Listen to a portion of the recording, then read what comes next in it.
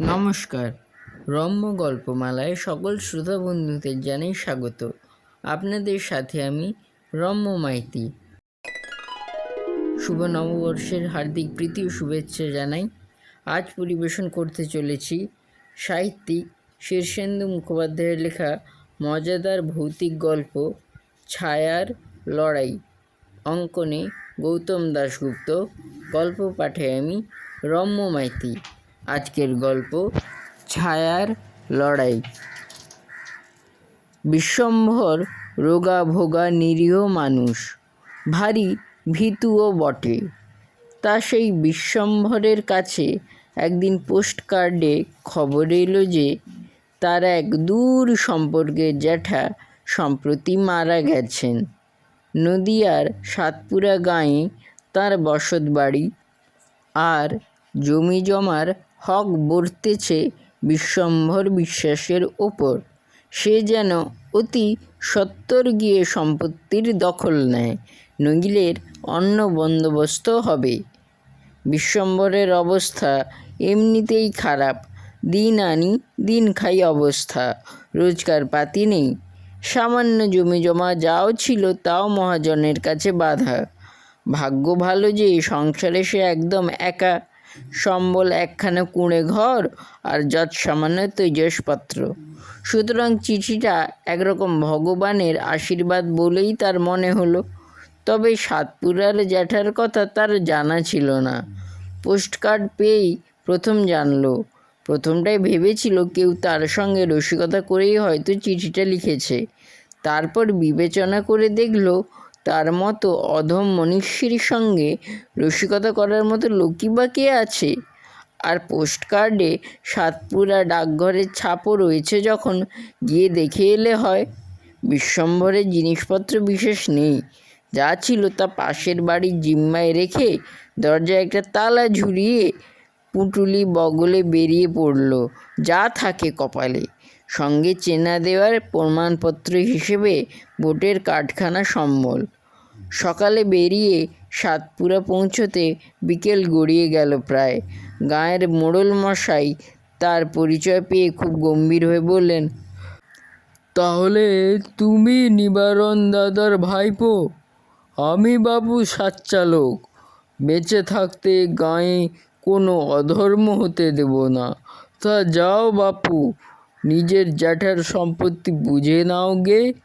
সঙ্গে লোক দিচ্ছি, সে বাড়ি চিনিয়ে দেবে। বিশ্বম্ভর বাড়ি দেখে রাজপ্রাসাদ নয় বটে, কিন্তু তার মতো হাঘরে লোকের কাছে এত বড় পাকা বাড়ি প্রাসাদের কম কিছুও নয়।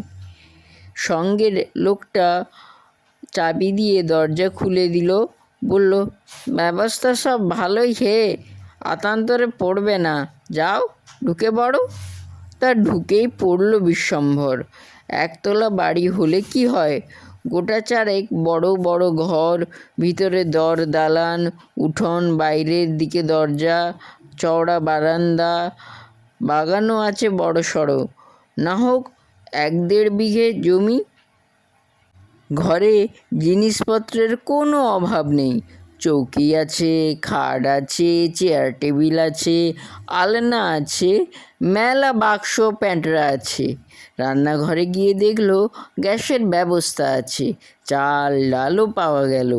উঠোনের পাতকুয়ো থেকে ঠান্ডা জল তুলে হাত মুখ ধুয়ে চাটি চিঁড়ে ভিজিয়ে খেয়ে নিয়ে সে বারান্দায় এসে নিজের এই আকস্মিক সৌভাগ্যের কথা ভাবছিল। জ্যাঠার নাম নিবারণ বিশ্বাস। অনেক ভেবে তার মনে পড়ল, ছেলেবেলায় একজন পালোয়ানের মতো লোক মাঝে মাঝে তাদের গাঁয়ে আসতো বটে। যতদূর মনে পড়ে তাঁর নাম নিবারণই ছিল বটে। গাঁয়ের 2-4 জন মাতব্বর লোক এসে তার সঙ্গে দেখা করে গেল। সে ঠিক লোক কি না তাও একটু যাচিয়ে দেখল। বিশ্বম্ভর ভয়ে তটস্থ, যেন পানা পুকুর থেকে বড় গাঙে এসে পড়েছে। একজন একটু ঠেস দিয়ে বলে গেল, না ভাইপো মোটেই নিবারণদার মতো হয়নি।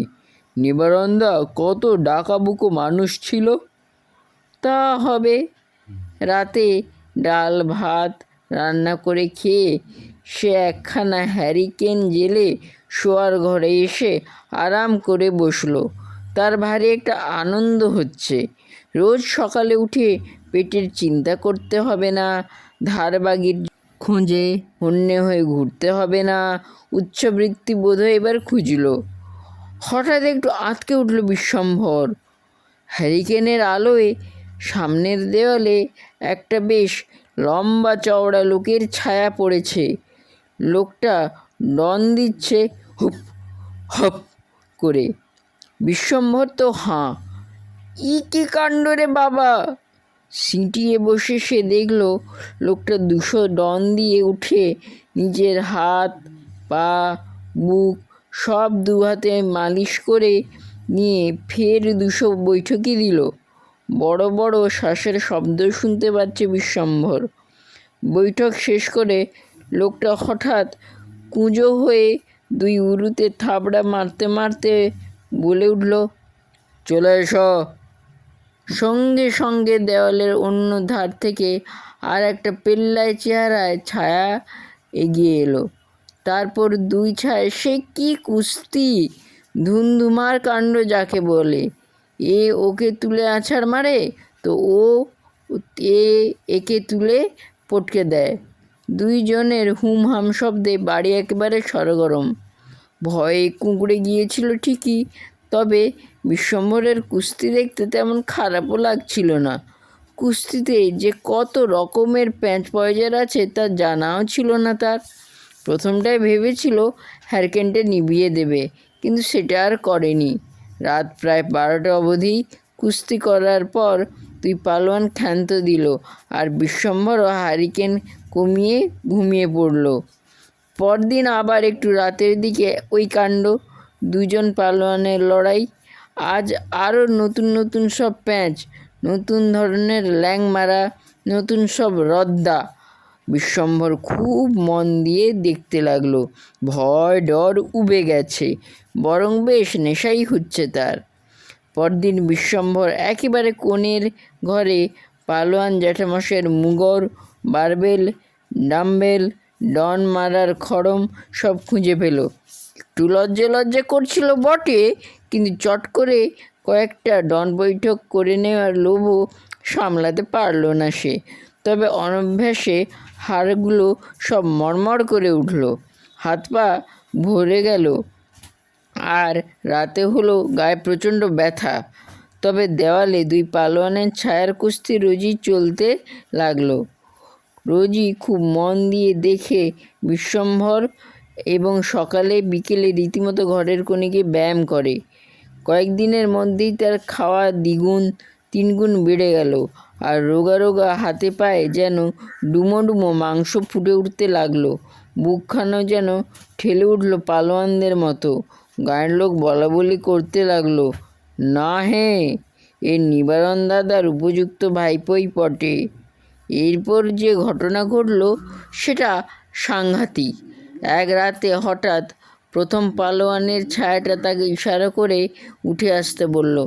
সে ভয়ে ভয়ে বিছানা ছেড়ে নামতেই ছায়াটা লাফিয়ে পড়ে তাকে সপটে ধরে ল্যাং মেরে ফেলে দিল মেঝের উপর।